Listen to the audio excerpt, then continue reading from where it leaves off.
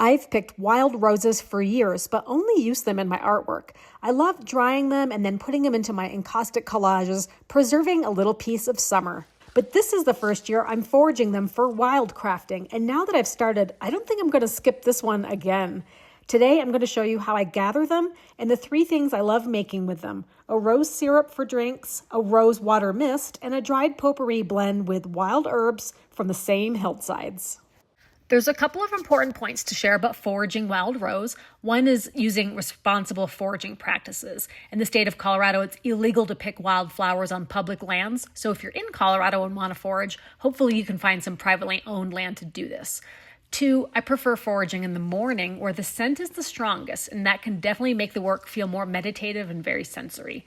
And 3 is to be cautious of bees, insects, and other pollinators. I also advise wearing pants and long sleeves. As you can see, the thorns on a wild rose stalk are not to be messed with. Wild rose really is the taste of high summer in the mountains, and I'm going to show you the 3 things that I make with wild rose. One being a rose syrup. It's very delicious. And the second being scented rose water, and also a rose potpourri. Very simple recipes that will only take minutes. As far as working with rose, you can work with it fresh, but if you're in a climate like mine, really dry, it will turn into dried petals just overnight sitting in a bowl. But you don't have to dry your flowers for these recipes. You only really need dried flowers for the potpourri. First up is making rose syrup. To make rose syrup, first rinse your petals to wash out any bugs, and then add 2 cups of petals to a pot with a half a cup of water and a half a cup of sugar. Let simmer for 10 to 15 minutes. Beetroot can help keep it pink, and then strain it into a container. Now, a fun thing you can do with the rose syrup is to put it into drinks. So adding the ice and a little garnish. I'm going to add a little bit of sparkling water. You could use plain. This one's grapefruit, but I think it's going to go nice with the rose. And then the rose syrup to taste. I think that's plenty. And feel free to garnish with a little bit of rose. Now that's a taste of summer. Second project is making rose water. Traditionally, rose water is made using a distiller, but for our purposes, we can kind of create our own. So the cheater's version is to use a stock pot with a heavy-duty glass, like a Pyrex, where you can collect your distillate. Just put that right in the middle. Fill your pot with a couple inches of water, and then sprinkle all of your flower petals in and around the stock pot. And then put it on the stove on a very, very light simmer. Put the lid on, and then put ice cubes on top of your lid, and that will help condense the water and the steam underneath the lid so that it drips into the container. And then you can collect your steamed rose water distillate right into the container right here. Once the water cools, it's ready to be poured into any container. I'm using a spray bottle and a funnel with a paper towel in it to remove any extra debris, but then it's good to spray for whatever use you'd like, for scenting a room or spritzing it on your face even.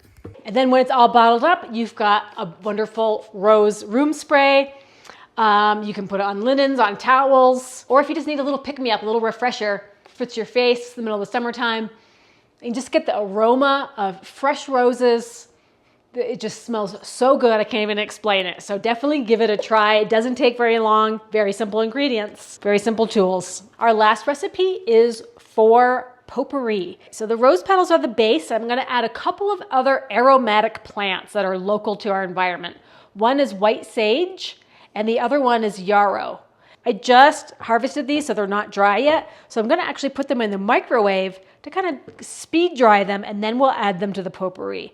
So this is the cheater's method of getting things dry in 1 minute time. The clip on and then pop it in the microwave for about a minute.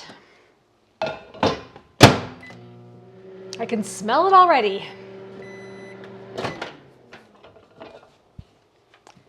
This definitely gets the steam right out of the plant material. Okay, so this probably could still dry a little bit more, but I think we're okay for the purposes of this video.